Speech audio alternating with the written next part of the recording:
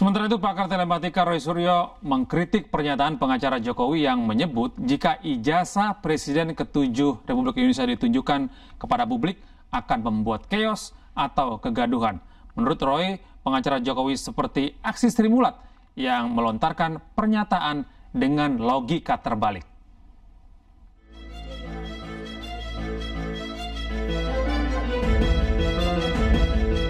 Pakar telematika Roy Suryo menyebut tim pengacara mantan Presiden Joko Widodo sedang menunjukkan aksi Sri Mulat karena melontarkan pernyataan dengan logika terbalik. Kritikan disampaikan Roy Suryo menanggapi ucapan pengacara Jokowi yang menyebut jika ijazah Jokowi dibuka ke publik dapat menimbulkan kekacauan dan menjadi presiden buruk. Roy Suryo menjelaskan tentang ciri khas Sri Mulat yang sering menggunakan logika terbalik untuk menerangkan sesuatu. Logika Sri Mulat. Logika Sri Mulat itu artinya kita tertawakan saja. Ya, karena Sri Mulat itu selalu kalau mau sein belok kanan tuh seinnya kiri. Ya, kalau bilang sesuatu yang bahaya itu bahaya. Gitu. Jadi malah jadi tertawaan. Mana ada orang kalau punya ijazah asli ditunjukkan itu terus jadi chaos. Nggak akan ada itu. Itu logika Sri Mulat. Logika yang terbalik-balik. Jadi kita tertawakan saja. Dan ini biarkan masyarakat yang menilai. Sebelumnya, kuasa hukum Presiden ke-7 Republik Indonesia, Rifai Kusumanegara, mengklaim tuduhan-tuduhan ijazah palsu Jokowi bukan untuk mencari kebenaran atau kepentingan akademik semata, melainkan hanya untuk menjatuhkan Jokowi. Hal ini dibuktikan selama proses penyelidikan yang sudah dilakukan kepolisian selama 2 bulan. Hasil penyelidikan pihak berwenang tetap ditolak oleh pihak-pihak berperkara sehingga tuduhan masih terus berlanjut. Sesuatu yang kami yakini semakin terbukti kebenarannya. Ya. Seperti kita saksikan bersama, semua upaya hukum, proses hukum sudah dijalankan, tadi diterangkan oleh rekan Yakub, nyatanya tetap ditolak. Bahkan terakhir ini semakin terlihat bahwa kegiatan mereka ini bukan lagi bersifat mencari kebenaran atau kegiatan akademis. Karena banyak statement yang sangat terlihat bahwa ini sudah berbau politis. Rifai juga meminta pihak Polda Metro Jaya mengambil langkah tegas menyelesaikan laporan lain yang masuk untuk segera diputuskan apakah masuk ke tahap penyidikan atau dihentikan. Tim Liputan iNews melaporkan. Sementara itu, pengacara Jokowi Yakub Hasibuan menilai permintaan kasus ijazah Jokowi naik penyidikan bentuk kriminalisasi. Menurut Yakub, kasus ijazah ini membuat gaduh dan merugikan Joko Widodo.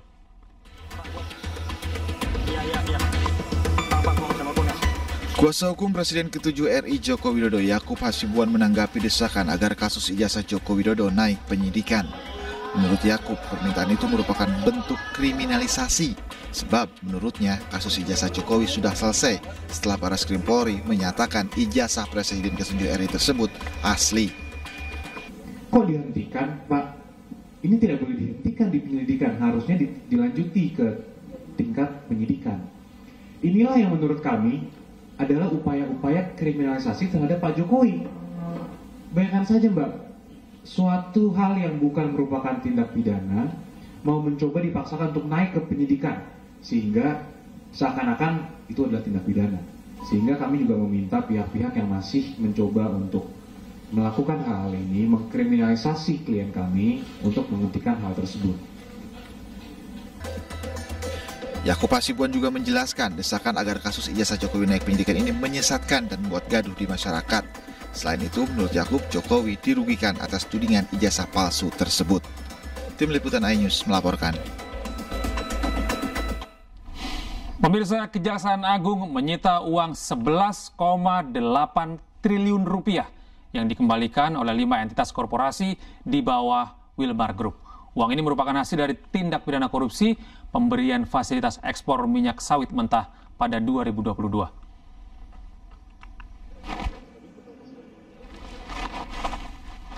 Dalam konferensi pers yang digelar pada Selasa siang, Kejaksaan Agung memperlihatkan gunungan uang hasil kerugian negara yang dikembalikan oleh para terdakwa korporasi Wilmar Group.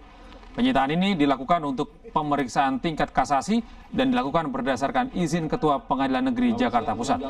Uang sitaan tersebut kemudian disimpan di rekening penampungan Jampitsus. Kini kasus tersebut masih dalam kasasi karena dalam putusan sebelumnya Majelis Hakim memutuskan onslah atau lepas para terdakwa.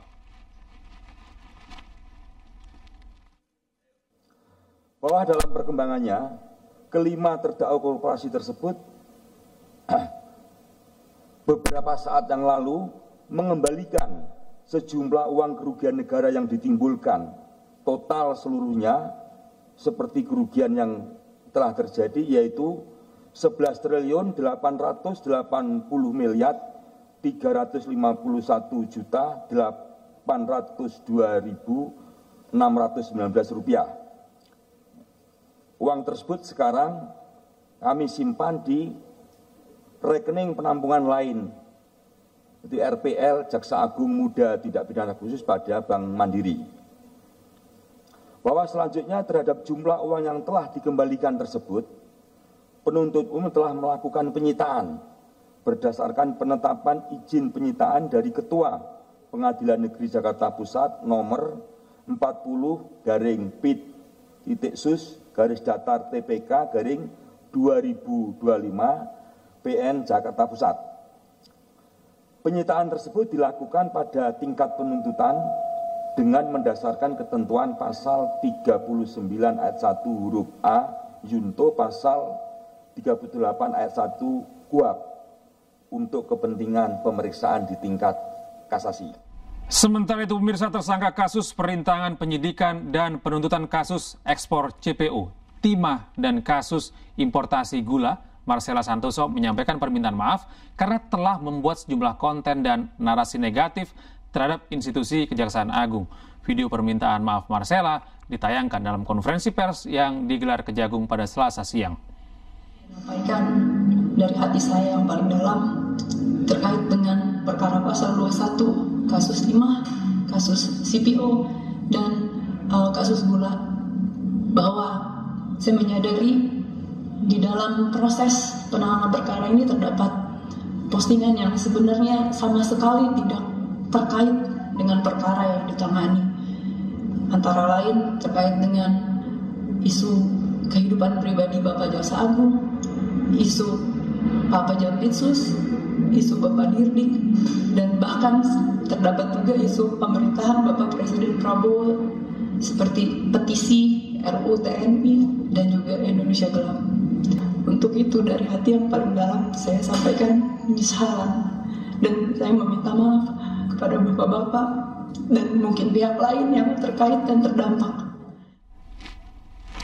Beralih ke informasi berikutnya pemirsa, Kementerian Hukum Republik Indonesia masih menunggu keputusan Pengadilan Singapura terkait permohonan ekstradisi terhadap Paulus Thanos, buron kasus korupsi IKTP.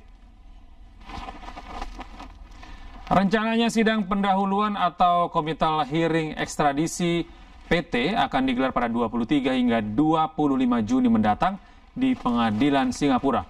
Pemerintah Indonesia telah menyampaikan permohonan ekstradisi terhadap Paulus Thanos alias Tian Po Chi Hin sejak 20 Februari 2025.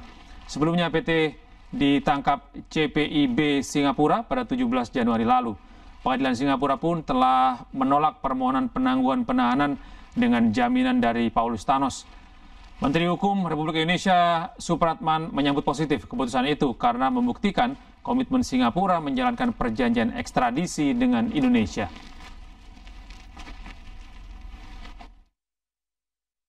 Nanti tanggal 23 sampai dengan tanggal 25 Juni ini akan dilakukan pemeriksaan terkait dengan pokok perkara, yakni apakah permintaan ekstradisi kita itu akan dikabulkan atau ditolak. Ya. Setelah itu, ini prosesnya masih panjang, teman-teman semua, karena setelah keputusan kalau ternyata nanti dinyatakan permohonan ekstradisi kita diterima, masing-masing pihak, baik kita sebagai pemohon maupun yang bersangkutan masih memungkinkan untuk mengajukan upaya banding sekali, dan karena itu kita tunggu ya. Tetapi sampai dengan saat ini yang bersangkutan PT belum menyatakan kesediaannya secara sukarela untuk diekstradisi ke. Kita ke informasi lainnya, pemirsa. Ribuan pencari kerja membeludak memenuhi acara job fair di kawasan Cisarua, Kabupaten Bandung Barat, Jawa Barat. Sulitnya mendapatkan pekerjaan di tengah kondisi ekonomi yang sulit ini membuat calon pekerja harus rela antri berjam-jam.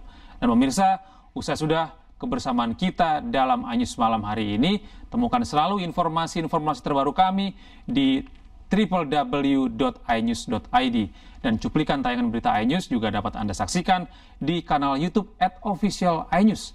Mewakili kerabat kerja yang bertugas, saya Gede Satria pamit undur diri. Terima kasih atas kebersamaan Anda. Tetap sehat, tetap semangat, dan sampai jumpa.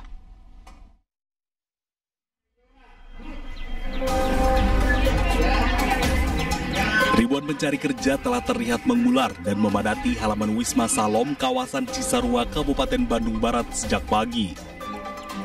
Antrean bahkan terlihat pukul 6 pagi, jauh sebelum kegiatan resmi dibuka. Tercatat lebih dari 2.000 orang hadir demi mendapatkan kesempatan bekerja di tengah kondisi ekonomi yang sulit dan lapangan kerja yang terbatas. Acara job fair ini melibatkan lebih dari 40 perusahaan yang ada di wilayah Bandung. Lowongan disediakan itu sekitar angka 4.326. 4.326 itu dalam negeri. Meski job fair 2025 yang berlangsung 2 hari ini akan menerima 4.000 pekerja, namun lulusan baru SMK dan SMA di Bandung Barat per tahun mencapai 39.000 orang lebih.